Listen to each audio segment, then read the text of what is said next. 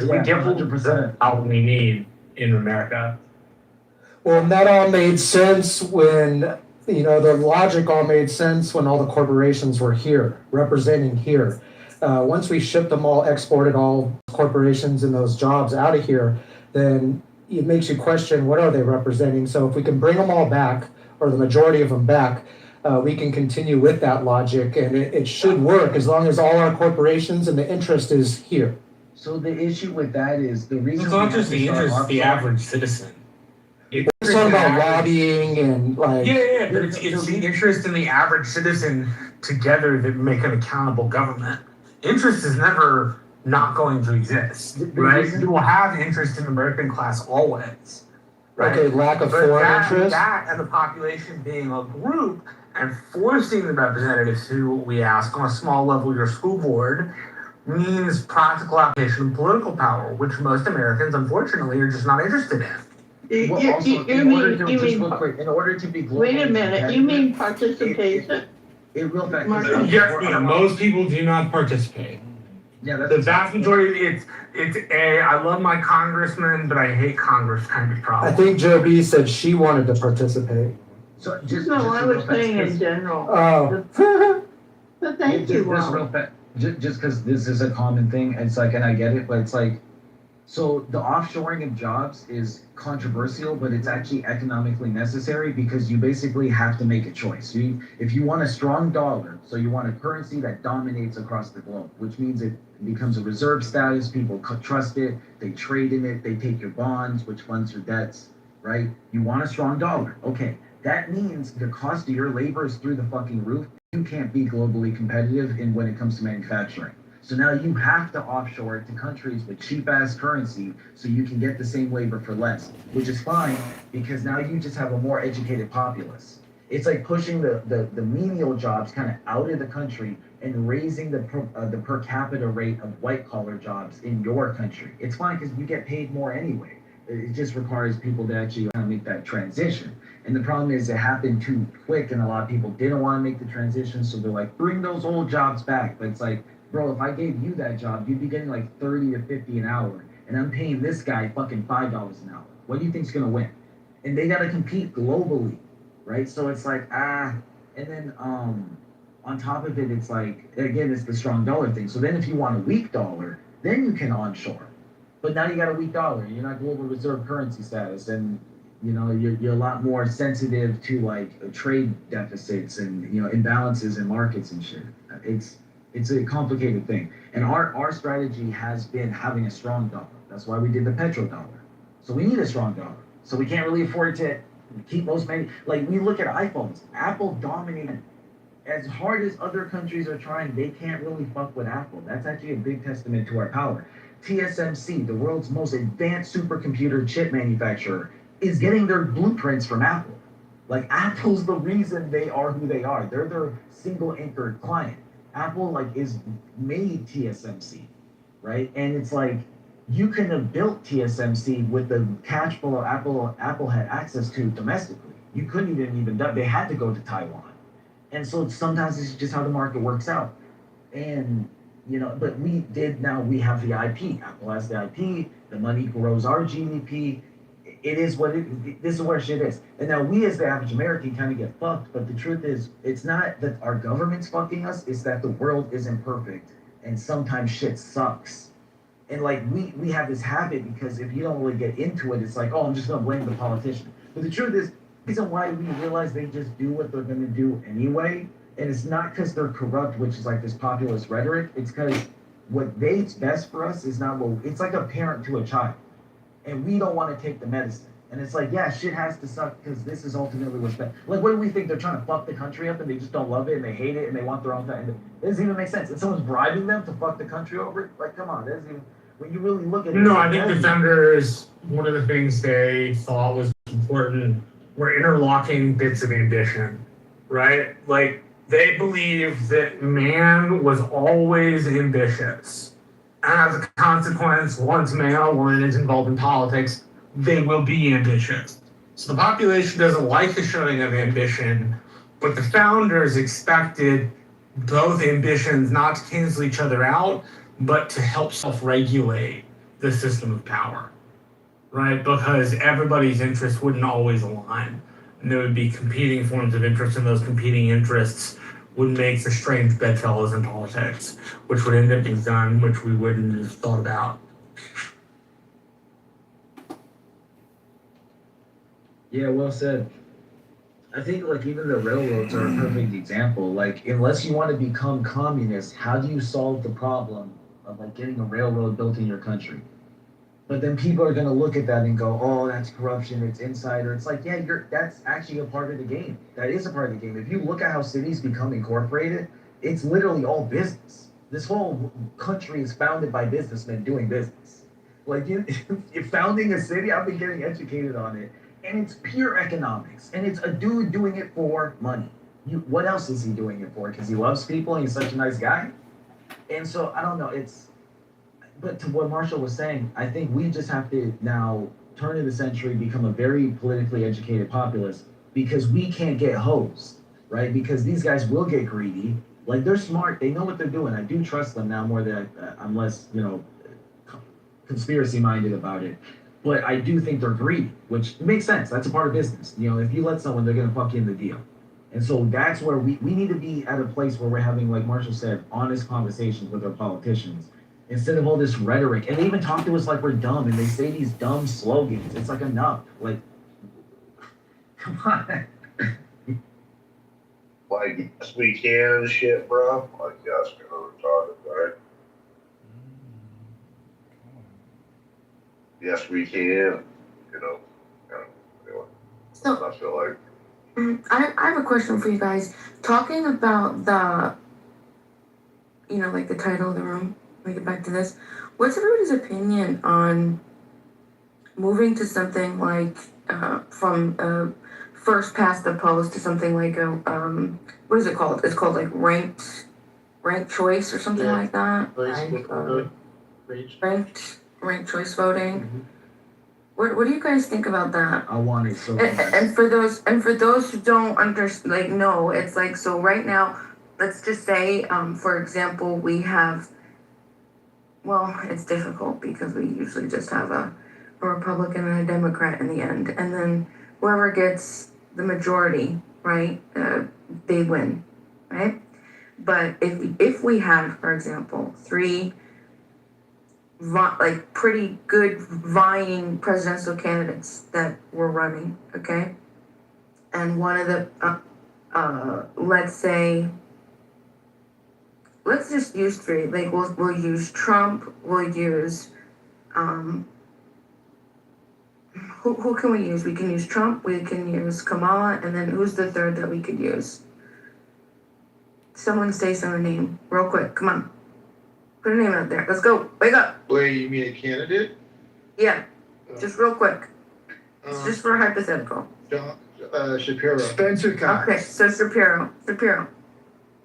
So let's say first past the post, Trump gets 40%, Kamala gets 30%, and then Shapiro gets 25%, right? And first past the post, majority rules. That's it. Trump gets it. Right? In a ranked choice, what it would be is the top two, right? The bottom, you would slowly whoever got the 25%, the people who voted for Shapiro, because he's out now, we would do a revote, and then those people would be able to then put their vote in, and then Shapiro would be out, and then it would just Trump and Kamala. You get it? you want to be like Europe, you want to be like France and shit. I don't like. Why not keep our system? It's pretty expensive, Dima. Very Think about expensive. it. It's Why very not just keep expensive. our What system? you Yeah. just proposed. Process of Ridiculous. elimination doesn't work. And Europe does that shit, like France, a bunch of different countries, Germany, and just, I don't like it. I don't want to be the France. I don't want to be like Europe. It also delays the results.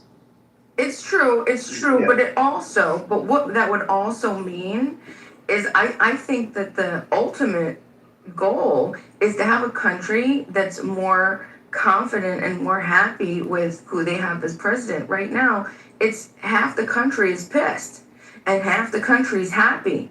But if we had So ranked how is choice, that gonna fix it? How is that gonna fix it? Like, Well, half and half is more- gonna be test. yeah, no, well, no, that's the point, right? Because in what we have right now, we would have that 25%, that 20, so right, well, if that, the example that I used, we would have Trump have 40, Kamala had, and the 25% had, Shapiro, okay. But if we right, that 25% is not gonna have their voice, 25% of the country, that's crazy, they're gonna be able to put it in for either Trump or Kamala. Right, and so that's what I'm saying. Like, I think right now we have just a small percentage. I mean, about half that select who the president is, and then we have half the country that's just pissed. Yeah, but the people that choose not to participate are choosing not to participate for whatever their absence from participation from the one thing they can do that's didn't involve activism, they're absent from that. And I think all that actually ends up mattering is not why they were absent, but that they are absent, right? It's irrelevant of why. The system still degrades without them. There's no way for the system to hold itself together without that kind of self-critical participation. And we just don't have it. And we should be willing to, instead of blame ourselves in large part for why have the issue. The government reflects us. If we don't like what the government looks like, then let's participate. Let's get involved. Let's vote. And for those that don't vote, we can work to get them to vote. But not voting is a choice. And not voting should not come with accommodation. You choose not to participate, you get what you get. I think and this is something I also have to black pill myself on. I'm like, oh, it's because life is too good. Like, Americans are like really spoiled. Like, life is very good here for all this. We're kind of for all this shit we talked about. Oh, our government sucks. Oh, it's like, shit's pretty good. Like, it's, yeah, I don't know. Like, I don't know. Especially when you talk to people from Europe or from other parts of the world, like, their situation's much worse. Now, in some instances, maybe they get a welfare set up, and it's like, yeah, because you're not responsible for the safety of the fucking world. Like, you're benefiting from America's success. So it's, anyway, yeah, I don't even expect it to change. It's like, America will mostly just probably have a culture war for the next 20 years, and the elected officials will tell us what we want here and change the culture, but like, whatever the strategy of the people pulling the strings want, it's just going to keep getting done. So And I don't think that's necessarily for the worst. I mean, it could be a lot worse. So, Marshall, I fundamentally disagree with you. Fundamentally, I think what you just, with respectfully, you know that because I love you, Marshall. Yeah, of course. I think that a lot of people don't vote, especially where it counts. Who knows who we would consider? Who knows what counts or what doesn't count? But specifically with presidential, right? You have the spoiler effect. You have the divergers law, the two-party system right now. People don't want to do the lesser of the two evils. Enough people are just like, fuck it. Like, I know that was my thing. I'm not. When I was saying that, I wasn't specifically talking about presidential. I was meaning local too. Local participation is like 10% of the voting populace. My mayoral election is 5,500 people out of a voter base of like 80,000 people, right? The place where government can affect you the most, people are the least involved. So I think we do it backwards. I think until you build up a loyalty for political involvement in your community, asking people to participate on the national level is pretty much a waste. I think that presidential though is where we get the most turnout, right? The locals and the specials are, Jesus, the special is really bad. But again, people are just frustrated by the lack of option. That's what I've seen, right? As somebody who is so passionate about a voting and about how we're supposed to live and living with freedom and being a part. I used to repeat those same talking points too. If you don't vote, you can't complain. But then it's just like, wait a second, no, I'm tired of it. I'm tired of choosing the lesser of the two evils. I do think that that's trash. We should have some other options, but our particular system, first past the post, it makes it impossible for a third party to ever even exist to run.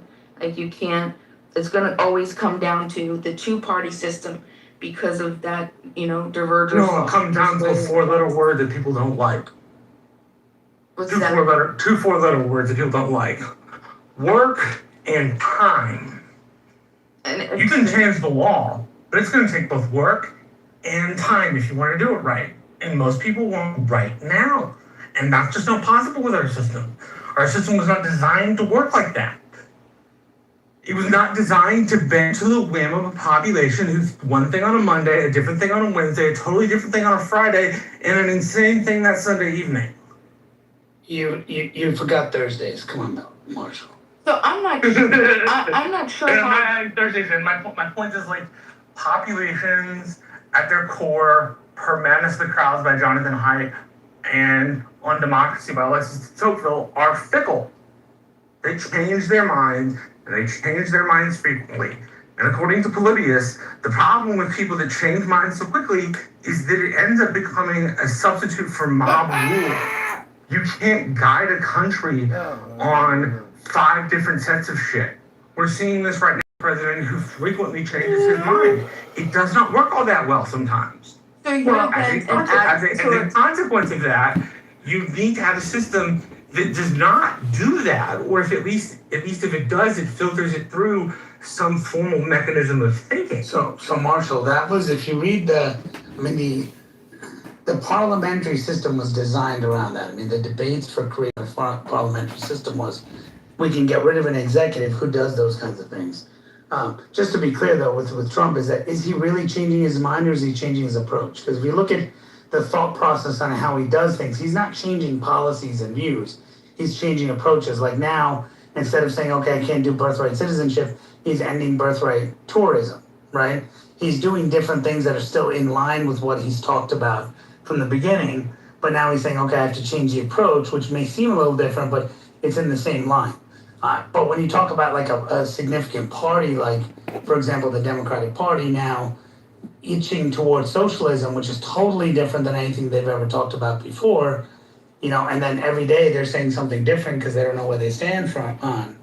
I think you're correct on that, is that we have to have more checks. And I think Bima hit a point, is that we're stuck with these two parties because the system is rigged with these two parties and it doesn't really allow for a third party to come in, which is the benefit of the parliamentary system, by the way. The benefit of the parliamentary system is it forces other parties to come in. And so you have to build a coalition government with different thought processes in order to get your leader elected, or in order to pass legislation, in order to have a prime minister on your side. So it forces you to capitulate in certain ways. I still think you have to build coalitions just within the same party. Yeah, right? I understand. The coalitions within the parties are not always dominant or well, no, but hold on. You're right in the sense that you're building a coalition with the right wing and the left wing and stuff like that. But again, it's still a party, right? It's still one fundraising apparatus. It's still a I can fuck you over type thing. Let me do that, right? Versus when you have a totally independent party, now you have independent bosses, independent leaders of that party that aren't affiliated with you. If we had that a system, again, I'm not saying that parliamentary is right, just saying that kind of system allows for it. And actually, the system was supposed to be this way. In the system it's designed now, but we were supposed to have several parties. But this kind of collusion between the two parties to ensure that an independent run doesn't happen and that these other parties don't occur. Oh yeah, with the inability to get on the ballot in some places and the inability to like qualify for a national debate. That's a problem. I agree. The thing that both parties agree on is that they don't want a third party. Amazing. They actually agree at a 95% clip that they don't want a third party at all. Amazing. I said bring a third party in. Do the structural things that allow you to have one. Yeah. The other two parties sharper. Rossborough came close, and then he got destroyed, and then Rossborough was our chance, but.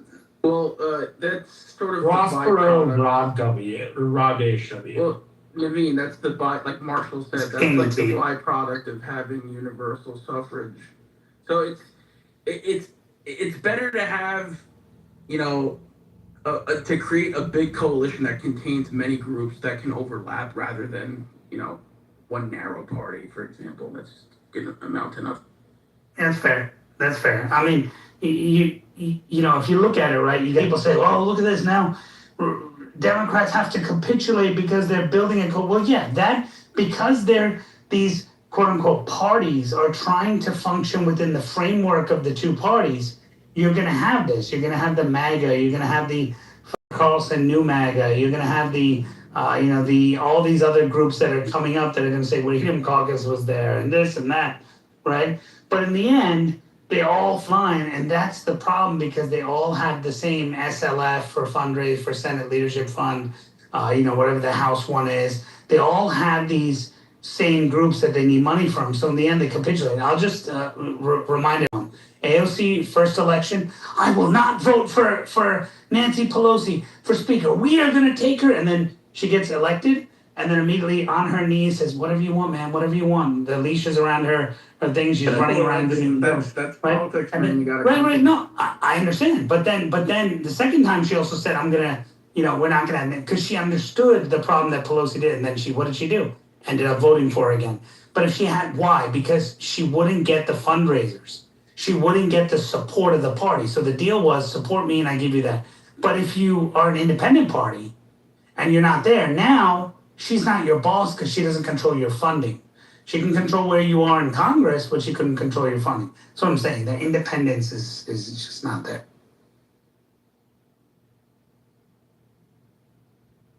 But anyway, Matt, thanks for hosting this room. How you doing? Doing good.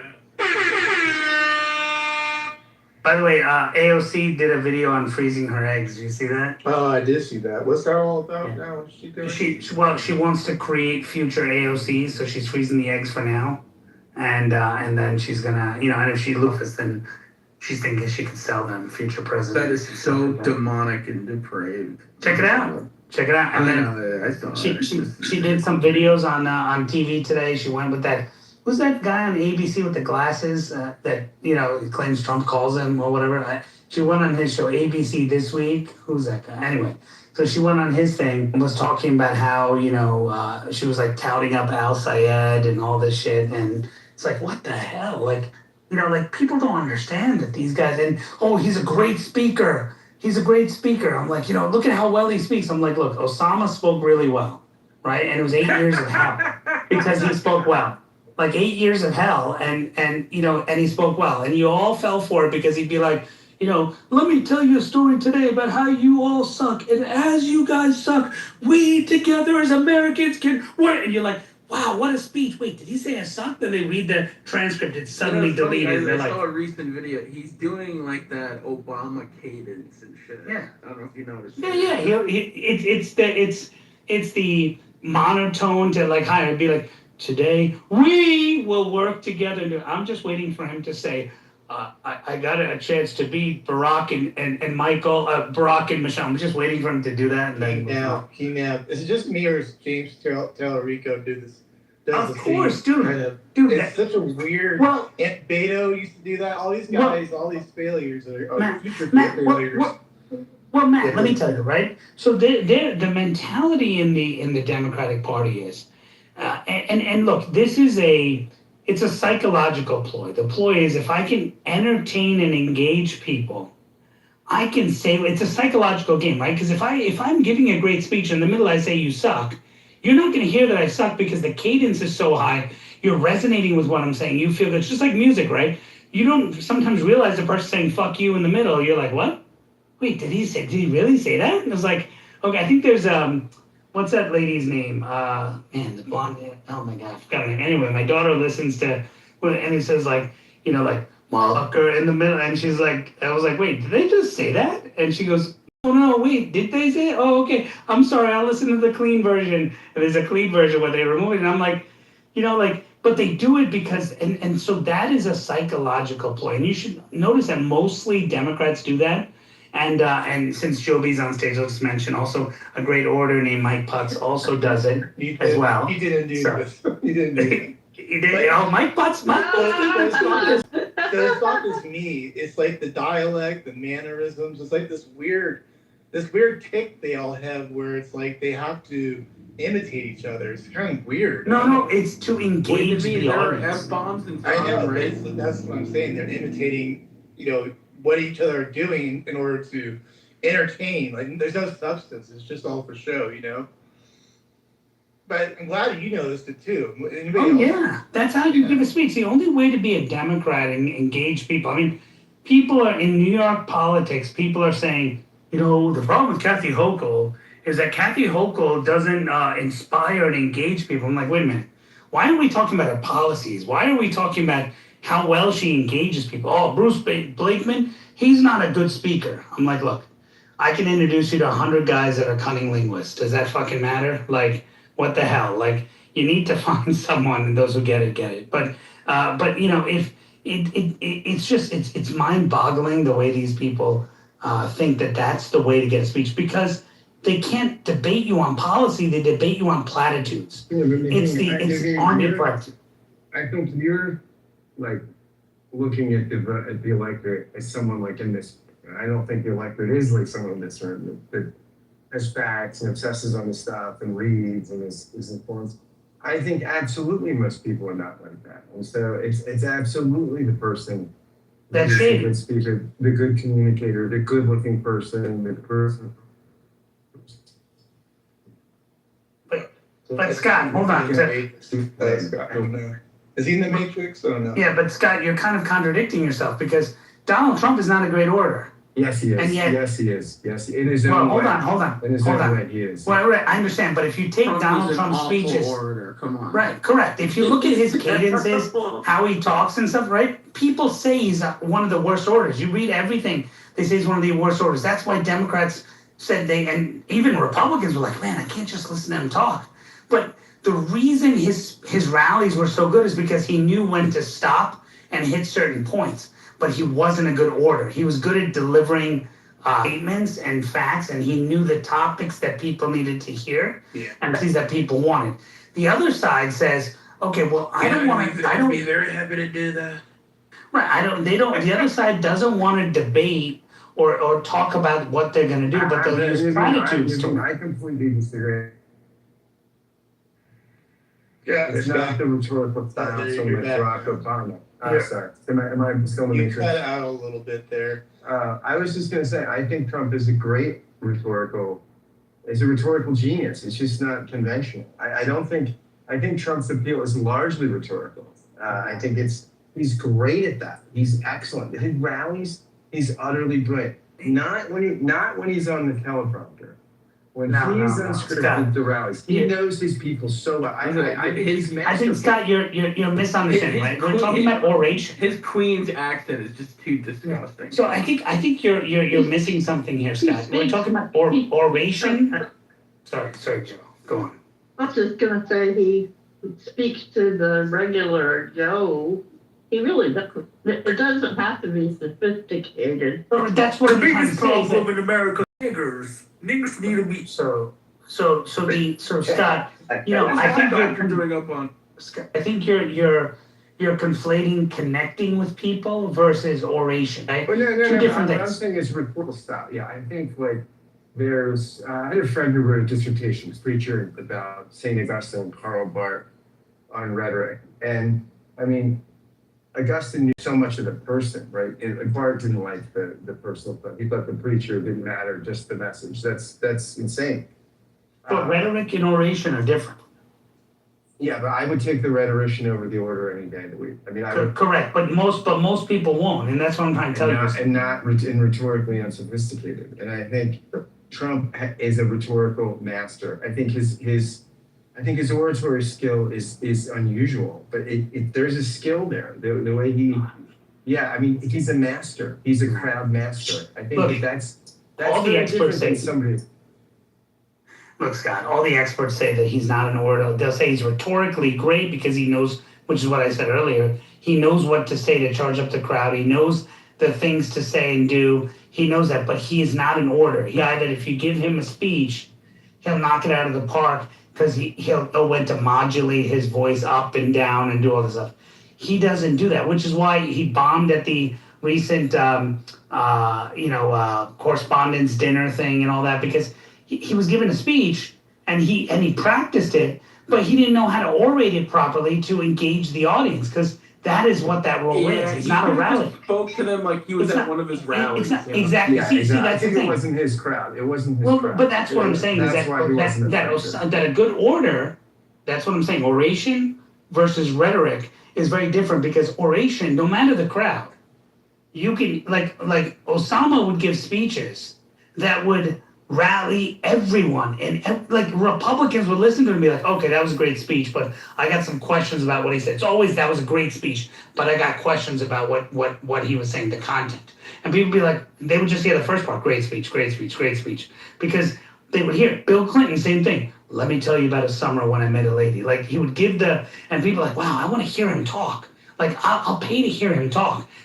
About what? I don't know, but I'll pay to hear him talk. Nobody does that with Trump. They want to hear what he's going to do. They want to hear that kind of, the action is we're going to build a wall, we're going to do this. I think people pack those rallies like Obama or Clinton never could pack a rally.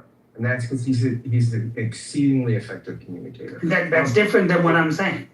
I mean, okay, if we want to parse out words really carefully and parse out between rhetoric and oration and communicator and this, sure, we can do it. What I'm saying is, I think Obama is a great communicator, so is Clinton. Trump is too, in a different way. I mean, his style is, and what he's great at is reaching people that the Democratic Party alienated its communication style. The Democratic Party is becoming a party of snobbish elites, and this is how he's taken over people under $50,000 a year in income in less much. When was the last time a Republican did that? A lot of it is communication style. He's utterly brilliant. And it's sometimes mean-spirited and sometimes over the top, and all of that is part of the magic. I think he's incredible. I think it's because that's what I'm saying. He placates his talk to, oh, sorry.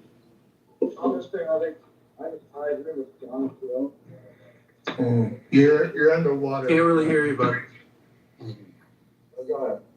So I was just gonna say, Scott, I think there's nuance to this, but, Trump is very good at knowing the crowd. Like if for example, he's in Las Vegas, because Abby's here, I gotta say, he's in Las Vegas and he's telling a story during the election about a waitress who comes to him and he talks about no tax on tips, right? Well, if you went into other parts of the country, sure, that would be great. It'll probably pick up on social media later, but it's not as big, but he knew the crowd he was in and he said that stuff. Whereas Obama would recycle the same speech when he went to many different places and maybe add one or two specific things. The difference, though, is the style and the oration. And what I was pointing at, Scott, is, and while you're right, and I think I'm right as well, I think it's important to understand there's a psychological play. When Trump hits you on the stuff he's saying, which is also psychological in play, he's hitting you on things that emotionally are important, on concepts. Like, look at what's happening with the border. They're sending these people over. They're taking our jobs. They're doing all this stuff. Great. When Obama does it, he's like, we are a country built on this way, and you're hearing the voice go up and down, and you're resonating with the tones, the tonal structure. And so musicians do that all the time. And they use that because that keeps you engaged. If it keeps you engaged, it means more. It's more nefarious than talking, let's have a conversation. Because if someone has a conversation, they don't want to really, if they don't like it, they're going to walk away. So you lose the audience. So you can't keep them engaged if you know your policy. Yeah, I think voters are doing a lot of gap, and none of this is real. Voters are plenty of concern. Reagan was an actor. I don't even know what Trump was a public speaker, a celebrity. He definitely alters. What do you mean? You're telling me there's not a science to the way president? He's actually really good in it. You're an idiot. You have no idea what you're talking. He's a little more down to earth. He's not as polished as their typical politician, but I don't think anyone gets the. I know there was a bit where there was he uses a third grade education when he speaks or vocabulary when he speaks, but it's no, he just speaks in a very plain, average Joe kind of like locker room, like antic kind of way. He just sounds like a guy. He honestly just sounds like a guy. And but when he does, if we go to Bush, if we go to McCain, if we go to Mitt Romney, I'm just like, wait. If we go to Ted Cruz, if we go to Bill, I'm just like, what are you talking? Like what you're saying is just not true. All politicians do what you're describing. And also, I think both sides have a really bad problem with emotional attachment to their party, and they don't even really know what their party stands for most of the time, to be honest. And it's just Appreciate like, the big brain take. Wow. it's just like a red versus blue thing. No, it really, when you talk to Dark big conservatives, they don't, the average person doesn't have a policy understanding. They just don't. Absolutely, yeah, you're right, absolutely. You know what I'm saying? And also, I gave some big brain takes earlier. You weren't here for them. It's fine. It was beautiful. No, I we- can just tell. we you had don't give the- any- No, we had to double check it was really true. That's how 180 it was. It was a very interesting event, actually. So you're good, Truth, yeah. It was weird. Yeah, I'm I kind of actually mad. think that voters are emotional creatures. And I think Correct. Both Obama and Trump are effective at hitting people's emotions in different ways. And I think, But Scott, there's, and I'll tell you what, I can watch a We all Trump hear me now, longer Matt. than I can watch Yeah, Obama. I hear you, man. I would watch, and I'm not in politics. I would watch. I love watching Trump rallies. I don't love watching Obama's speeches. Correct. I don't sit through this whole thing. correct, because, but I guess what I was trying to say to you is, and I was about to say is that the effectiveness of Obama has gone down because people were more, because look at Trump's, anytime you get a chance, just look at some of the debates and some of the speeches from 2016 of Trump's opponents, right, including Rubio, where they all use platitudes, they all did this, and he goes, okay, just get off this, okay? You did this, you did that, move on, right? Well, that was unheard of for a politician to talk that way, but that resonated with the people saying, oh, look, all his donors are here. Those are all his donors clapping, yep, all his donors and stuff, right? It's like, okay, well, that's what you're thinking, right? You're sitting there, go, yeah, who the hell's clapping for that? Oh, that's his donors, right? So he's kind of saying what you're thinking. So it's a different strategy and a different approach. And so I think now that politics has become that way, right? That's why Obama hasn't been effective in endorsing candidates since he left Obama office. was a because- reverse fake actor, bro. And the people could just for a mile away after a while. Like, what I liked about Trump was that, say what you want, the guy seemed to be pretty authentic and he could get through to the masses. Yeah, and I don't know if that authenticity is flaw or not, right? I don't know, but he seems authentic. I don't know if Trump is when he's bullshitting and when he's not. But even if he's bullshitting, I know. He projects He authenticity. seems authentic. It seems authentic. Yeah, I totally. Yes. He's got a certain special way of coming across as authentic, even if he's not. Yes, I don't know what it is about him, but he does. Am I living in a strange Yeah. multi-world verse right now? What's going on? You guys are all like really praising Trump. What's going on? Hey, by the way, Matt, I just want to let you know on ABC, Ocasio-Cortez, she hasn't ruled out a presidential or Senate campaign. Here we go. If she is a nominee, the Democrats. I said this years ago, bro. They're going to try to, because of the identity politics, they know the Latino vote. But remember, They counter the black vote so many times. They're going to try to. AOC is going to be their Well, you think Rubio AOC mountain? I think it's going to be. I think it's going to be J.D. Vance and Rubio. Rubio as vice president. Because the Republicans aren't stupid either. They understand, and the Democrats understand that the Latino vote is going to be even stronger in the next election. Not this one coming up, but the next election is going to be even stronger. So they're going to be trying to Rubio. Rubio, in my opinion. And then it's going to be AOC and like someone like Gavin Newsom. I don't know, but yeah, AOC is going to be crazy. AOC will be. So AOC will run for sure, or at least run a campaign so that she can get influence. That's how you get national recognition, which everyone already knows her. What's also interesting is she has an acronym as a name, which everyone knows. They don't know that her name is, believe it or not, Alexandria Ocasio-Cortez, right? So you're not going to see Ocasio-Cortez for president. You'll hear AOC for president. If AOC gets the nomination, Democrats will lose 57 states. Wow. Guam, Mars. I just don't. The problem is, too, all the good Democratic candidates are Jewish. And that's Sorry to hear that. with the anti-Semitism and the anti-Israel sentiments. I just don't think like there's a lot of anti-Semitism on the left, and I don't think. But I think Rahm Emanuel's a guy that can win independence. I think that Shapiro is a guy that could win independence. It's Ben Shapiro. If he wasn't, I know this is going to sound Josh bad or whatever. Or Josh Shapiro, it's not Ben Shapiro. Josh Shapiro. If he had not, wasn't Jewish, he would wipe the floor with anybody. He's just really good. Real quick. Isn't that shit funny? The anti-Semitism nowadays, though. Wait. Both sides, especially the Democratic Party.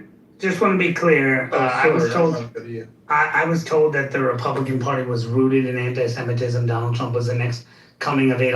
Every single Republican in every single Republican was asked a question in both 2016 and 2020. Do you support the anti-Semitism of the president and all that? I don't see every Democrat having asked questions about the anti-Semitism. So to be fair, look, there's not widespread anti-Semitism on the left. There is widespread anti-Zionism, but like to act as if like the average person on the left is just like I fucking hate Jews. Like, dude, that's not fucking happening. And also, don't let you do, bro. Just admit it, bro. That's what it's about. You actually don't like Jews, and that's what. If you're just afraid to admit it, and we all know it, bro. Like, no, that's the Jews. You don't like Jews. Pepe literally was just screaming about the Jews, and he's not on the left. I know Pepe, bro. So just hear me out, bro. So what I'm saying is this is more like this like modern kind of, AIPAC is fucking with everything, and Israel just wants us to get into war with Iran. Man, fuck Israel. They're genociding the Palestinians. It's just this new rhetoric wheel. They're not literally anti-Semites, bro. Like, they're just not. Dude, I'm telling you, I wasn't even speaking about the Jews. For the whole party, but I speak to a lot of people who are left and the right, and people don't like Jews, bro. Like it's anti-Zionism, sure, but it's also they don't like Jews, and they're just afraid to admit it. A lot of these people are. You see, I'm not against the Zionist. I don't have a problem with Zionism or the state of Israel, but it's like, okay, if we're going to play this little game where there's a lot of influence, we're going to pretend like, this is all, we're doing this war in Iran just for our own interest. It's like, no, cut this shit. We can even look at who's primarily pushing this. Netanyahu said it his fucking self. It was his fucking plan, his fucking idea. I mean, why? But then I watch people like fucking chicken toe around it, say, oh no, it's the U.S. that's doing it, bro. Strategic interest. There's some, of course we have some interest in Iran having less influence over the region, no longer paying for their what do you call it? Militias there in regional terrorist groups and not getting a nuke. But other than that, I mean, it's primarily was not done for us. I just want y'all to know white people and Jews are all the same. Just let y'all know. I mean, that's a whole nother comment. But so just real quick, so it's even like if we look at, so I was raised to think like, America's just always bombing the Middle East and they did that horrible coup in Iran. It's like, look, if I'm being honest, this is going to sound so out of character for me, but it was a shithole country. And I really don't give a fuck. Like, if I can we be grown-ups? You find a fucking strategically advantageous place when you're in global wars with like Russia and shit, and you're surviving world wars, and you're stopping to be like, let me respect the sovereignty of that. What the fuck? First of all, these are people who are descendants of colonizers and imperialists. I'm not shocked they didn't give a fuck. Iran? And to be honest, if I was in the driver's seat, I wouldn't have given a fuck either. I would have been like, yeah, coup that crazy bastard out of there. Put the dude who fucks with us in charge. Like, what are we talking about? Duh. Like, of course that's what they did. Iran's actually one of the more educated and I guess you'd say least Islamic countries or populations in the whole fucking region. Get down or lie down. When Rome shows up at your door, why do you talk back? Like, it's no. You are too relevant. It sucks to be you. I hate the thing is, though, Iran's stance would be entirely different if they knew that that the American public they had the same. They were expressing the same sentiment, would have the same fervor to go to war, like after September 11, 2001. The calculus would be entirely different from Iran. They would know that we would come in there and they were absolutely fucked, and there's nothing they could do to stop it. But they know that this is not a popular war. No one has an appetite for it, and so America's not going to go all in. By the way, even that is largely due to like Eastern propaganda that's anti-Western, that's designed to make it look like all we do is fucked up wars. No. If you were to look at this, if you were to look at the global war on terror, okay, that we spent 20 years. Hold on. Sense. If you look at the global war on terror, okay, it did not make sense. In fact, the most common sentiment you give the people who served in those wars is not that they regret doing it, but they thought that it was basically for nothing. It was a waste. It was a waste of lives. It was a waste of money. It was a waste of everything. No, that's not that's even more. Iraq. So no, Iraq wasn't. No, so okay. So the issue was Saddam Hussein and Bin Laden. Like you can't forget. Like everyone forgets. What does Saddam Hussein have to do with Bin Laden? So first under George Bush Sr. we got the Kuwait War, right? Where he's trying. I know all of this. You don't have to give me that history. But what does Saddam have to do with Bin Laden? Well, no, they don't have necessarily to do directly with each other. They're both different interests into why we went to Iraq and then Afghanistan. And Iran was supposed to. What did we get out of taking out Saddam? Well, if we had stayed in the area, we would have eliminated Iran's monetary influence to the local. Now they are. Taliban is back, and Iran is funding the Taliban, and we know this. But the Taliban's in Afghanistan, not Iraq. They're in Iraq as well. What? So no, wait, is that okay? Hold on, let me triple check that.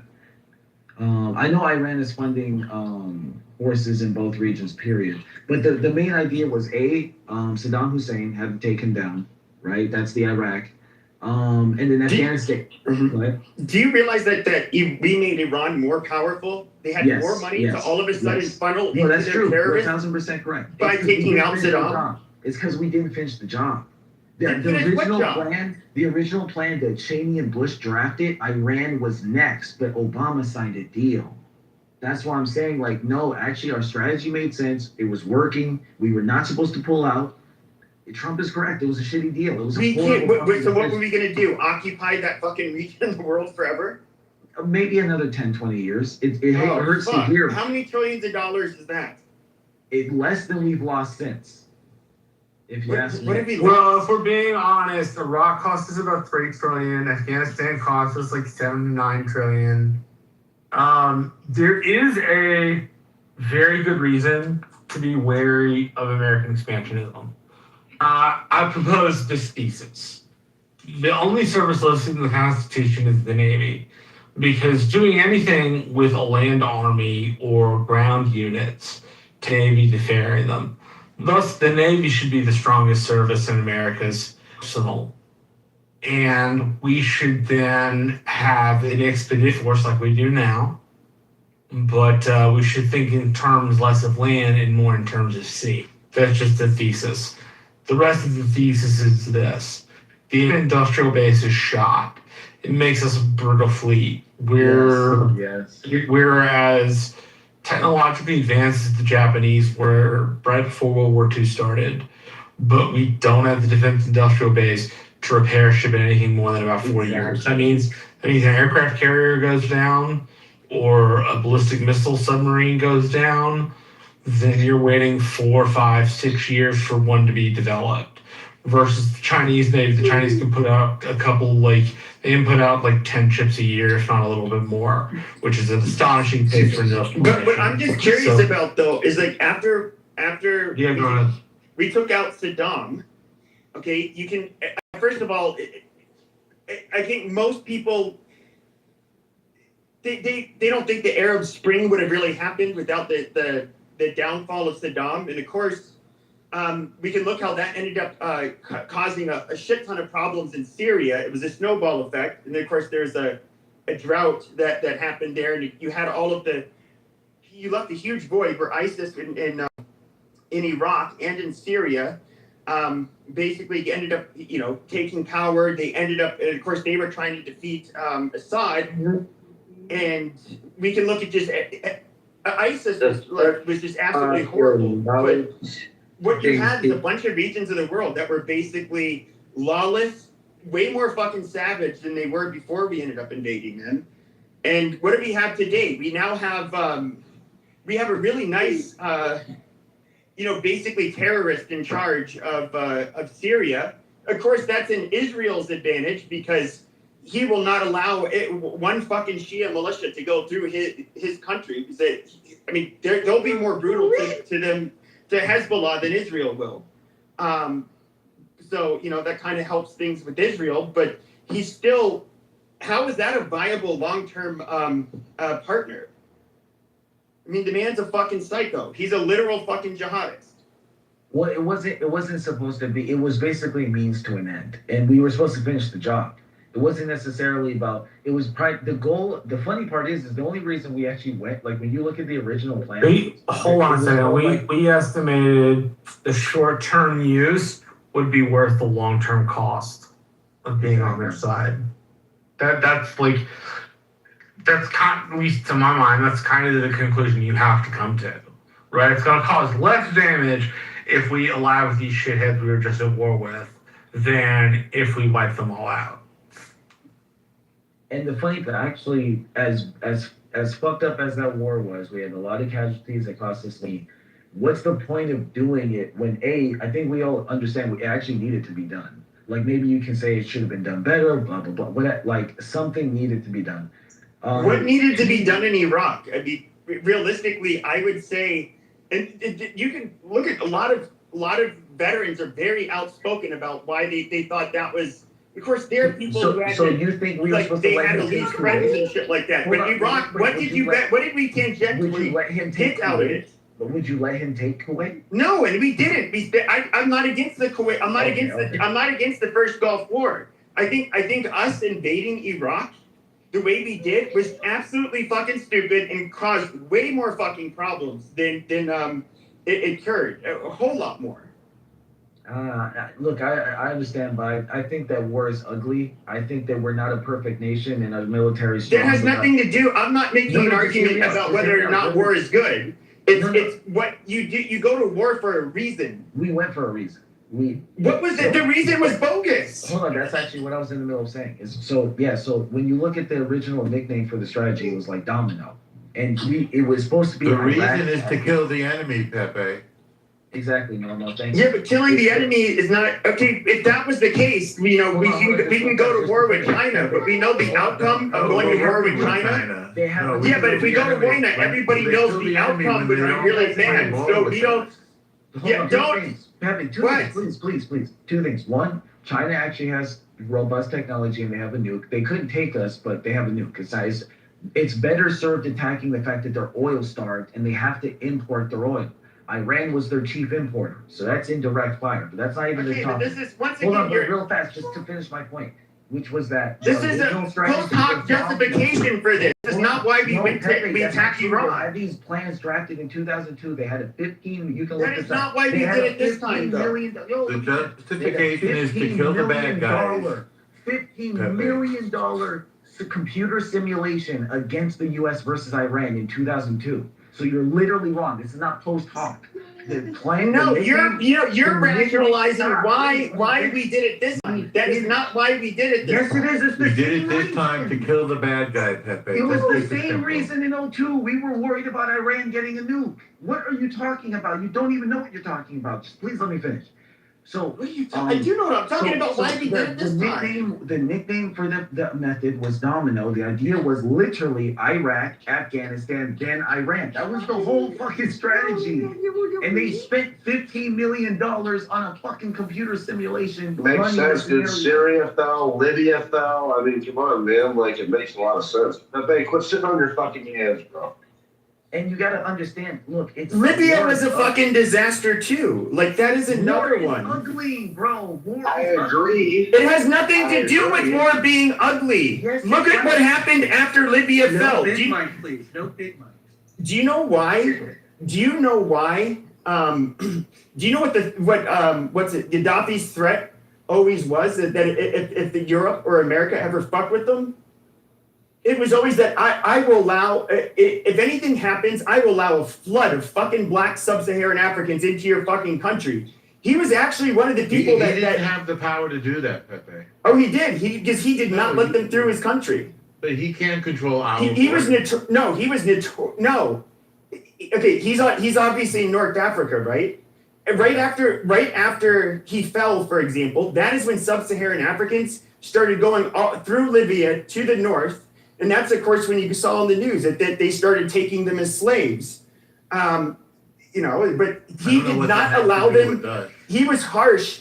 No, when he went out of power, okay, you ended up getting a bunch of blacks coming through Africa and swamping Europe. Okay, that is a fucking problem. That's bad. There are illegal immigrants coming from every. No, but we specifically got a lot more black people. I don't know why you have coming through. About black Africans. I mean, we have. Yes, that's adding more onto them. Yeah, because it was a problem. Yeah, but they don't all go through Libya. They're not. No, a whole bunch of them did, unfortunately. Black folks from Africa are not the biggest problem with refugees. It's, if anything, it's Syrian. People okay, they are all a problem. They're all. It doesn't matter though. They're all a problem. It does matter. But yes, so the anyway, point is, all the problem? decisions that we made sense. We go to war to kill the bad guy. Yeah, all the decisions we made sense. The When are reality we is gonna the get public. Whitey? The reality is the public just got really upset with it because war causes war fatigue. That's a reality. That's not what it was. It was way too expensive. It solved nothing. If it would have solved something, okay, what did it solve? Did it bring peace to the Middle East? No, it actually what it ended up bringing when we invaded Iraq, what it ended up causing. Yeah, all right, Norm, don't do this shit. You love to do this in every other room, but. When it comes to interrupt people, it's really obnoxious. But when we went into Iraq, what ended up happening? People let you rant. You do that. I was quiet for about a good hour and a half. Now, what ended up happening is you immediately had. You're doing it again, Norm. You immediately had like a civil war. Okay, then you end up having ISIS coming. I mean, a good 15 years after Iraq was invaded. It was a violent fucking cesspool. There was far more death and destruction and terrorism that ended up coming as a result of us invading Iraq, as opposed to Saddam, who, by the way, he was not a safe harbor for terrorists. He would actually kill them, and part of the reason why is he wasn't a religious man, but he would never allow a Muslim cleric to have any kind of mass influence over his people. Pepe. I'm accurate. Just respectfully, brother, I just disagree with your perspective. And I get it, but I look at it like, so Saddam has destroyed. The Ba'ath dictatorship ended. If we had stayed in the region, that would have been a sustained win. We withdrew and we lost that win. That's why people forget about that win. But we stayed in and we had a civil war, and then you had ISIS. There was no civil war in That's Iraq. okay. Yes, there was. No, there was no civil war. There was a Shia versus Sunni civil war. There was no civil war. Shit that happens. When you it's a Shia majority country, and they real quick. When you and the Ba'ath and you had the Baathists who had traditionally been in power, and even though they were more like a pan-Arab nationalist, they were far more sympathetic to the Sunnis. And so, and after Saddam gets taken out, what are they going to do? They're going to fight for who gets to control the fucking country. It was just that simple. Yeah, exactly. That's what I'm saying. It's still part of doing business. You can't make an omelet without cracking eggs. When you're looking at situations like this, sometimes there's just losses you take. That's what I'm saying. But we got nothing out of Iraq. Hold on. So first, Iraq was a win. Iraq was a win. Now you can say maybe a win, but that got us what? Again, we got rid of Saddam. We got rid of the dictatorship. We established elections. They actually survived. No, before we left, their elections were working. It's just we left too soon. That's another thing. And then you got Afghanistan. Do you first of all, this free and fair election bullshit is fucking retarded. These are Muslims. These people basically have to live under a fucking monarch or a fucking a ruler that doesn't allow them to really have a vote. These are Muslims. That's Pepe, they can figure out how to govern themselves. on an They're order of doing it in concerns. Tunisia, for example. Just hold on. The Just Yeah, world's the largest vast Muslim majority of them democracy. have strongman leaders. Only way they can Just let me fucking finish. behave. Just let me finish. Yes, but you're associating strongman leaders with Islam. I get it. I'm saying, and I don't think I'm that's saying the in the Bible Middle is East. okay. I'm saying in the Middle East, it's absolutely correct. Let's talk about Strongman leaders are more the. Let's talk about all Let's the talk about the white people. White The only reason they took over was because they had weapons. So if we stayed there, the democracy was working. These were insurgents. Hold up the white Christians. No, these were insurgents. You had to, they were getting armed. Talk about that shit. They were literally getting armed by the IRGC in Iran and getting trained, and then you actually had fighters coming from Iran to help the Shia in Iran, and then you had the huge insurgency that was coming across the fucking border from Syria. These are foreign people that both had an interest in fighting. But let's talk about white people. Can we? Sorry. I'm sorry. I'm Racist. Can we please Go talk to about the- white go to people? that room and talk about that I shit, am bro. sorry. I'm Come gonna on, go let's talk about on white mute people, please. right now. Hi, Joe. Yeah, so Iraq was a win. If we didn't lose, the elections would have kept functioning. Then Afghanistan. We fucking defeated the Taliban. This is shit people take for granted. Like, they don't even remember the shit we were defeated dealing them. with. We temporarily occupied We them. didn't defeat the Taliban. I don't know. We literally removed Al Qaeda. What are you saying? For a little bit. Al We got Qaeda, rid of Bin Laden. sure, Al Qaeda we got rid of Al Qaeda rather quickly. Taliban, however, Exactly. they were not going anywhere, and just like the Russians fucking tried before, they got who were a rid lot of more them. brutal than we were, they ended up coming right back. And of course, if you look in a good chunk of where the fucking Taliban lives, they literally live in the Pashtun region of fucking across the border in Pakistan, and these motherfuckers just came right back across. Bro, I don't care what happens to the. Listen, if we had those footholds and they continued into Iran, this would have been over by now. Then for what? We were there for 20 fucking years. They immediately And went we're back still to. there. And then when we left, they immediately went right back to where they were. Dealing with it. 23 in Afghanistan, And like we're still 26 in there. Iraq. Do you not understand that the power didn't go away? But you want us to permanently occupy these fucking countries? No one said permanently. That was never. How else? What are you gonna do? These That was people never still have the- this no, exact same fucking belief system. No, We occupied them. We told them how they should live. We told them their girls should go to school. We told them that women should have some fucking rights. That you should allow homosexuals to fuck each other. But they never brought that shit. They never brought any of that shit. And as soon as we fucking left, they ended up imposing their fucking morality on their own people. That's exactly what was gonna happen. Didn't even let women drive. What are you saying? So what? They don't care about that. You're getting exaggerative. Please don't mute me. He's getting What are you? You're acting like we're trying to impose Western value. Like no. We did. He's getting No, exaggerative Sean, with working. We literally had their girls go to school. What the fuck are you talking about? We had gay flag. We had pride flags on our fucking embassies. What are you talking about? That wasn't because of us. That was because of him. He was a secularist. Who? It wasn't a Western influence. He decided to do that. This was literally about Western influence. What are you talking about? Stop yapping, bro. Just anyway. This was what the fuck? Jesus Christ, bro. Because you're just. This is a difference between you have fundamentalist Muslims that live out in the fucking boot. Truth, why don't you just sit this one out? Because you're way off. Because the main point, I kept getting interrupted. 10 seconds and I'm done. This is like, I just want to finish the point. The whole point of calling it the domino plan is because there's no point to even go to Iraq or Afghanistan if you don't finish and go to Iraq. If you weren't going to go to Iran, then don't even go. The whole plan from inception was Iran finally, but that's when Obama came in and signed the deal. And that's what I'm trying to tell you. If we had just followed the plan, it would have all been over by now. No, it wouldn't. Afghanistan, despite what happens in Iran, Afghanistan would still be overrun by the Taliban. Everybody knows that. The Taliban has and by the way, Iran does not get along with the Taliban. As you know, most of the money the Taliban makes was from opium. Guess how they get that opium out of Afghanistan? They have to bring it across the fucking border into Iran. they'll kill the goddamn border guards in Iran, no fucking problem, and vice versa. They're not. Iran has almost no influence in Afghanistan. So, and if anything, it's Pakistan that has the most influence on the Taliban. And if you were to look at the Taliban, the secret police there's, I believe it's their version of the Secret Service or their intelligence. It's well known. They're the ones who are actually supplying them with a lot of information and gave a lot of the Taliban their training.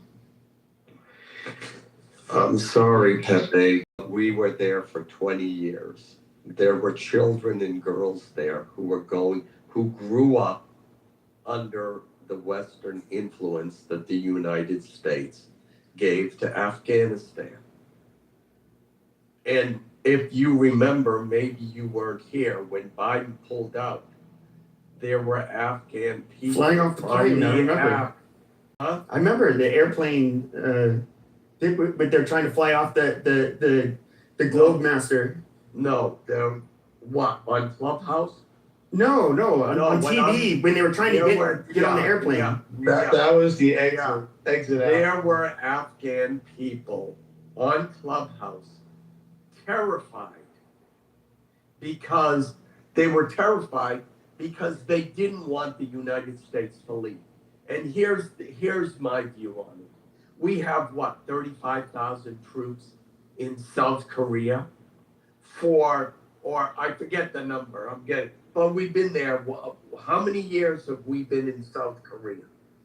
We're never leaving South Korea. We only had 3,500 troops in Afghanistan. 3,500. That was it. It was a cost. Relatively speaking, that was minimal cost. Did you want to be there forever and never leave? Are we there forever in South Korea? Well, South Korea is not an active war zone, though. And was Afghanistan an active war yes, zone? Yes, there were still fights popping up. There were still explosions that were happening. Of course, Iran was using that as an opportunity. They were still sending their shitty fucking rockets to American bases. But didn't answer my question. Do you want to be there forever in Afghanistan? I'm fine with it. Yes. With 3,500 troops. See, the problem is that everyone has these arguments and thinks that, we shouldn't have gotten involved. And they all have good reasons. But here's the one thing. If the United States doesn't get involved, and if the United States didn't go to other countries and promote their interest in those countries, do you think the other superpowers of the world would not go to those? Yes, I actually think that because. Well, then you're naive, Pepe. I'm not naive. Do you want to know? I can tell you why. If we look at the Soviet, we can look at the much more superior Soviet Union that spent the better chunk of the 80s trying to conquer Afghanistan. It ultimately fucking failed. I don't know who else was going to try to do it. Failed. But here's the thing: we went to Afghanistan for a good reason. Al Qaeda and Osama bin Laden. We should have gone there. We should have killed. We should have. But as far as this stupid nation building bullshit, no, we shunned that. So No, we were doing that to build a coalition to go at Iran with. That's actually what our strategy was with Storm. It was a beautiful strategy. I hate that we lost the narrative. And by the way, you're talking about are you talking about the Clean Break project? I mean, this was shit. There were plans that were written down on paper, but they weren't actually fucking implemented. Alan, did you not like it? Did you like it or not like it when Trump tried out of Afghanistan first? Did I like it or not like it? What? So no, we're talking about Operation Desert. Sorry, I said. Yes, I understand. That's my bad. I don't know why I said Desert. But I think you're referring to the Clean Break project. That was foreign policy experts and people in the Bush administration that were they had this strategy they wanted to do, but that was never put into practice. Yeah, I didn't mean to say Desert Storm. I meant to say Iraqi Freedom. I don't know why. That's the one I'm referring to. Oh, sorry, say it again, I didn't hear. So, okay, at the time, okay, but it was actually written up in the, I believe, starting in the late 90s, but it was still being pushed. You had like Paul Wolfowitz, who are the other people's names? That had basically came up with the clean break speed, where basically they ended up, they said we were going to go to these countries, we're going to take them. So they ended up talking about Gaddafi, Assad, of course, Hussein, and then it ended up involving Iran. Now, when we ended up invading Iraq, that was, yes, there were people in Trump's administration at the time that had that were the authors of the clean break strategy, but that was not the reason why we ended up going into Iraq. That was just a strategy that was put down in paper as an idea, but that idea was never implemented. Brother, you did not go in Iran. Say other soldiers that went and signed up for the army went in there.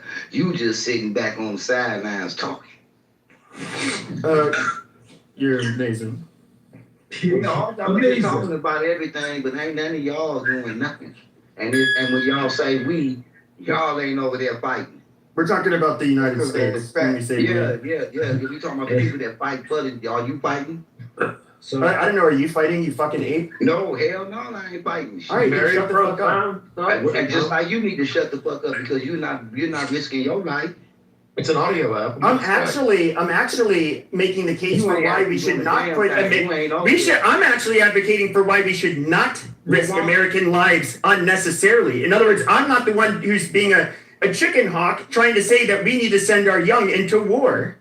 I'm actually saying the opposite. So Pepe, sometimes, hold on, we literally got attacked on 9/11. Hold on, we got attacked on 9/11. No, my water comes from the Colorado River. I know in Arizona we know where our fucking water comes from. What are you talking about? You're forgetting 9/11. If that don't go over there and do what he do, you won't have nothing. Can you do me a favor? Can you spell Illinois? Can you spell Illinois, brother? Can you spell Illinois? American dollars, $34 trillion in the negative. Okay. Let's see if you can do your multiplication tables. Do you know, man?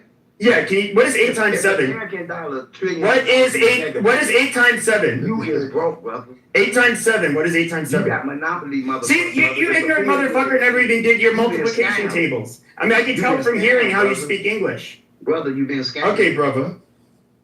Gina, what is 9 times 6? Yeah.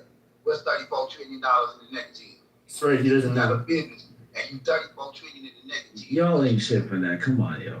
Mm-hmm. 16, 24, Brother, 40, 40, 54, 32. Yeah, what is this, last time? So how much is your money worth? Man, how many? So how much is your money? Okay, so Gino, how many millions are in a trillion? So what we're not gonna do is deflect away from the point so that you can try to do this. No. Actually, I'll make it easier. How many? Wait, Truth, what we're not gonna do. You come on, we all see what you're doing. Come on, dog. It's racially charged. That you ain't going fighting for. Oh, are you in charge? Oh, so this is a race baiting place? Like you rocking with This that? is not race baiting. He came in. President Trump he came in. You literally hit him with the brother. Yeah, but he wanted to come in here and he wanted to do. No, so what ended up happening is Gino came in here and he wanted to take a headshot. He took a headshot and he said, "What do you mean? What do you mean we? You ain't going nowhere." Yeah. And so he has this obnoxious ghetto accent and he's acting like he's smart and he's dropping some wisdom on us. So this is me putting him in his place. You said we ain't over there like what's a ghetto accent? You should watch You're doing it along. I just want to know what's a ghetto action. Go over there and fight. Sign up for the wall. Sign up for the wall. We don't want to but there was the military. So what y'all gonna do? I just want to know ghetto Y'all gonna exercise your constitutional right. Yeah. You have a right to remain silent. Anything you say will be held against you in the court of law. Yeah, Gino, the military's job Now, if you would to enact policy that the anything you say will be held against you, brother, in the court of law. Yeah. Are you even listening to me? The military's job is to. I know you a liar. God man's a liar to include me. All information that you say is a lie because you can't prove none of it. Prove. Anyway, bro, I don't think Gino could have a No, conversation. I don't think you know. I was taught that a kid. Don't take candy from strangers. You a stranger. I ain't taking no candy from you. From none of y'all. I don't trust none of y'all. Y'all liars just like me. I don't trust them neither. I don't trust You their don't trust ass. right. You must prove things. So when anything that you say, prove. I don't trust their ass. Right. So when you say we over there fighting, we over You're like two peas in a pod. I got a question for the room. Okay, we in the United States, we use 3.5 million barrels of oil every day. We need 3.5 million barrels of oil every day. Now you tell me how we're gonna get that. Yeah, by steady. Tell me how we're gonna get that. By being a bully, we better be, but we ain't gonna have nothing to eat. No, Gino, United by States putting ain't your gonna have ass on a chain gang and making you go Brother, out that to you're fucking yeah, You make gonna you be go on out the and too. kill for it. You gonna be on the chain gang. It's a new motherfucker. You gonna be on the chain gang too. The ironic on that motherfucker too. The ironic thing Evil is that don't have a respect of a person, brother.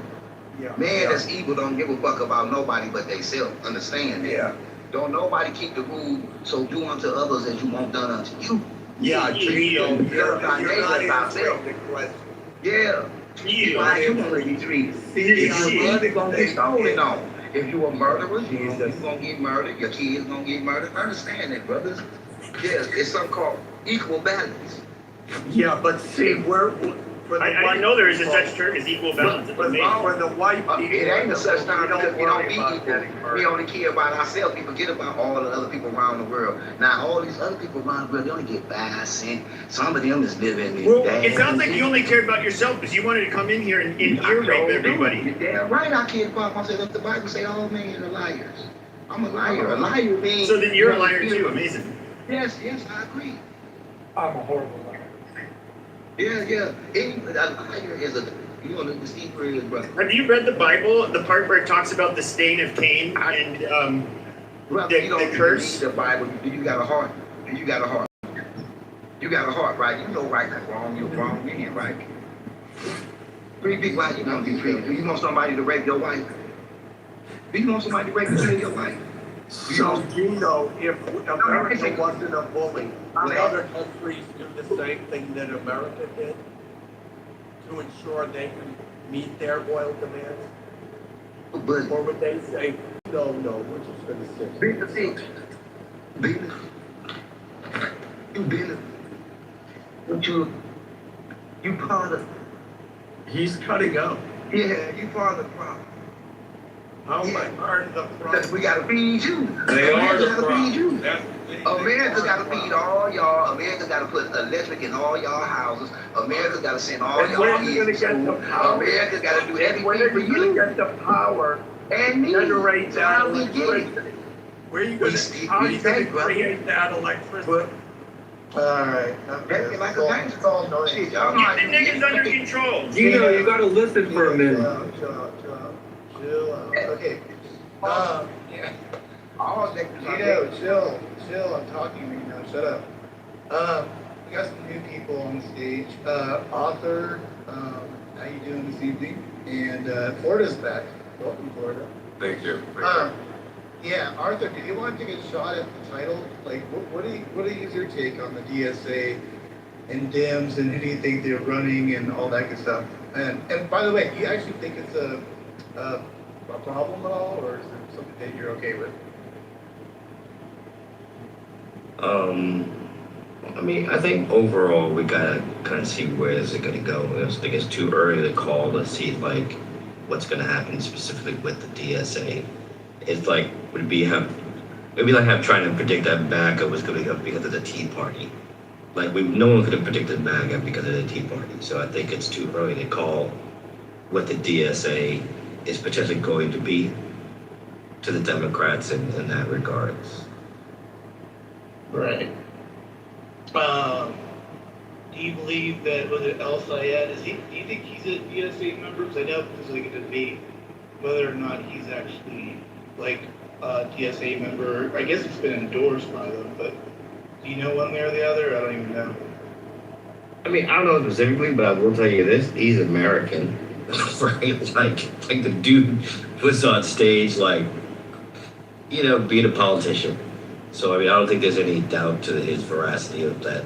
He's just American. There's no like ulterior motives that people are prescribing to him. Like he seems like he's Midwest like through and through. And what do you make of MAGA and maybe Rubio or Vance or some other MAGA candidate? Do you think they're the ones that are going to be considered, or you got somebody else? Or do you think like we're going to go back to, I don't know, the Bushes, you know, Mike Pence folks, or where do you think the Republican Party's going? I mean, I hope there could be some leveling off a little bit. I mean, I don't think Vance has a cachet to be anything other than what he is. Rubio's gotten a lot better, but he's so tied to the current administration. So we'll see if he can potentially shake that off. But I think, I'm not saying it has to go back to the Bush, but I think just in general, things just need to level off and not be so polarized, if you will. Damn, you motherfuckers can't stay away from the war motherfuckers and idiots. Bush fucking country up. Trump country up. You motherfucking white Republicans, conservatives, whatever you He wants to go back to the whole business as usual, bro. That's fucked up. You can't choose somebody that won't put the country to a recession. Fuck it. I'll take gay marriages in the country getting motherfucking drowned to the motherfucking ground. All you motherfucking conservative, right wing, whatever you want to call. I just call y'all white people or crackers. Well, that's for another topic. But anyway, you motherfuckers, y'all keep fucking the country up, but y'all want to talk about gay marriages. Bullshit. Get the fuck out of here, you fucking idiot. We're doing our best, honey. Motherfuckers ain't accomplished shit as Republicans. Always want to say the Democrats ain't done shit, but all I know in my lifetime, I lived through a few Republicans. God damn it. I was alive when Reagan was here. I was here when Bush, I was young, but I was You want here. more white people to pay for your fucking shit. No, I don't. I just want white people to get it right. When have y'all got it right? When have y'all got it right? We're having a dream. Tell me that. When have y'all got it right? Never. I'm trying to figure it out. Y'all started some shit right now that we in. How the fuck we running out of all of our myths? Huh? Listen, you're talking. I don't I think mean, perhaps it's stupid, don't get me wrong, but I mean, to say we never, did Biden do such a great fucking job? He did better than y'all. He's doing better than what we doing now. No, not really. He allowed, Yes, he allowed is, a literal really. fucking Yes, invasion. He is, really. He allowed a Yes, literal he is, fucking really. invasion of our fucking country by a swarm of But fucking he terrorists. didn't do none of that. Shut your dumb ass up. He didn't do none of that. He didn't do none of that shit. I definitely do not. I agree with Biden. We Biden. was about You can't do anything. when Biden was I'm in office, confident we was Biden worried will about be trans. president. We was I don't worried know about what president for trans. those years, but it wasn't. I wasn't finished. When Biden was in office, we was worried about transgender. 60% of all transgenders are white men. We was worried about these girls, these boys and girls. 30% are Nigerian. 30% are Nigerian. We wasn't going through war. We was just worried about these man boys. I mean, these man and girls. That's it. Yeah. That's it. We were worried about immigration too. Yeah. We wasn't tripping. Now when Biden was Highly selective. we not scared of We little. don't like we not scared of little Mexicans. Yeah, Democrats is we not scared of don't Mexicans. like you using the term cracker. We prefer we prefer to be called our proper name. What is that? The master race. Yeah, master. Oh, hell no. Alan, can I ask you a question, brother? Hold on. Alan, can I ask you a question, brother? What are your thoughts on black people? What are my thoughts on black people? He hates them. You don't hear how he talks? I want to hear what What's you're wrong about black people, Alex? He just sound like a racist. He just sound like a I just want to hear what he When says. I think of black people, I have happy, warm, fuzzy feelings. What kind of question is Sound like Be honest, man. What are your thoughts of white people? Oh, I can tell. Man, I got a lot of thoughts, man. What you want to know? Yeah. The first thought that comes to mind is Epstein Island when I think about white people. Yeah. We got lots of. That's weird. That's really weird. This is a weird one. I think of prison sometimes. I think of Bill Up Charlie. Bill Up Charlie. That's another one I think of. That's the second one. I think of Montrose. Third one. Okay, 291. What are you doing down there? What's going on, man? No, I was invited here by Peter. He told me this was a room for. Peter, right? When it comes to white people, I think about the Catholic Church. Thank you. I think about the Catholic Church and all the little boys. Thank you, Peter. Thank you, Peter. Shout out to all the little boys in the Catholic Church. Shout out. Well, oh no, I'm Catholic. I hope they didn't touch you, bro. You know what's funny though? You say that lately about all the people in the Catholic Church, the little boys. But you're basically making fun of like all of Latin America. So you have a problem with the Spicks too. That was a headshot for the Spicks. You got a problem with the Hispanics? I don't give a fuck about them. I'm a nigga. And the Filipinos. I don't give a fuck about them. Mahakika. Man, Fuck about them. That means I love you. Why is it usually a Caucasian Catholic priest touching the kids? One thing I will say, you will never see no black school shooter. I say that right now, no black mass shooter. Child molester, all that. They do it in Chicago all the time. What are you talking about? They're too busy down in All the time in Chicago, bro. Like over 3 people. If you shoot over 3 people, that's considered a mass shooting. I'm not We kill each other. I'm not entirely sure. We kill each other. We don't kill y'all. I'm not entirely sure that a black person could actually do a school shooting. I don't even know if they know how to do that. I mean, they might, Yo, is that a flex? Are you flexing being able to? Yeah, is that a good thing? I mean, you guys probably don't know how to do one. Yo, are we flexing shooting innocent people? What are we doing right now? That's a good thing. It's not a bad thing. Yo, am I the only one hearing this? Yeah, no. See the differences. No, it's actually a very good point. Because it takes planning, Yes. forethought, timing. Holding the gun the right way. Not sideways. Spiraling out, mental illness. They get to use a car sometimes.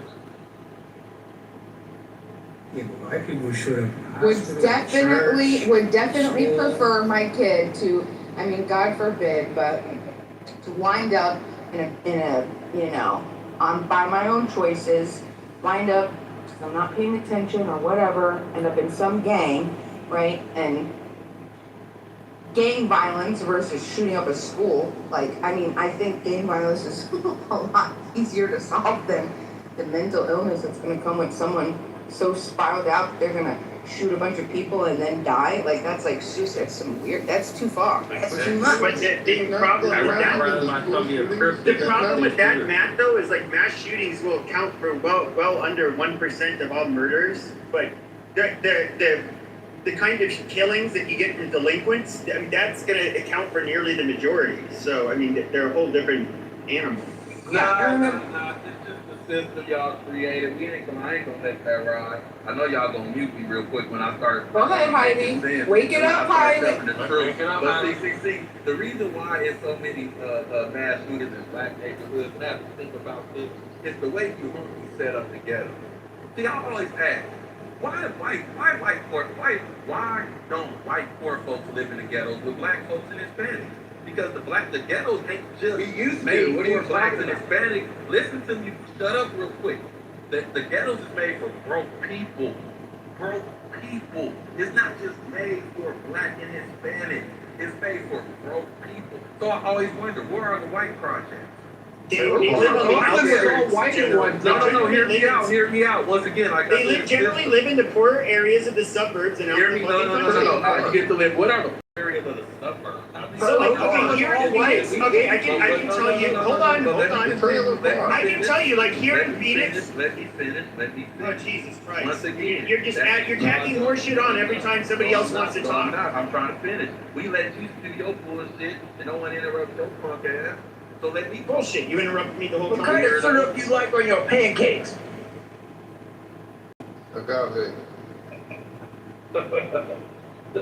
But if you look in Phoenix, for example, we can look at on South Phoenix, most of the west side, parts of the east side, in the inner city. That is where you have your, I guess you could say, black and Hispanic hoods. Then for the white people, it's quite a bit different. You would have to go out to parts of Mesa, a suburb, and then you would have to, if you go all the way to the furthest end, the furthest suburb, hold on, the furthest suburb, hold on, the furthest suburb, that's the furthest out, hold on, that's the furthest away from the city, out east, Apache Junction actually has a very large, poor white demographic. No, what they do, they live in the projects in Apache Junction. They live in trailers in Apache Junction. For fuck's sake, they live separately because they don't want to live around you fucking people. Because even they're a lot more fucking peaceful than the blacks. Trailers are spread apart. I said, where are the projects? Why are they have housing projects out there too. No, y'all don't. Yes, they do. No, y'all don't. No, y'all don't. What are you talking about? The housing authority, you have housing authorities that are run by the state. Look, there's a difference between living on top of each other versus a trailer park that's spread out and you can actually step outside and get some sun.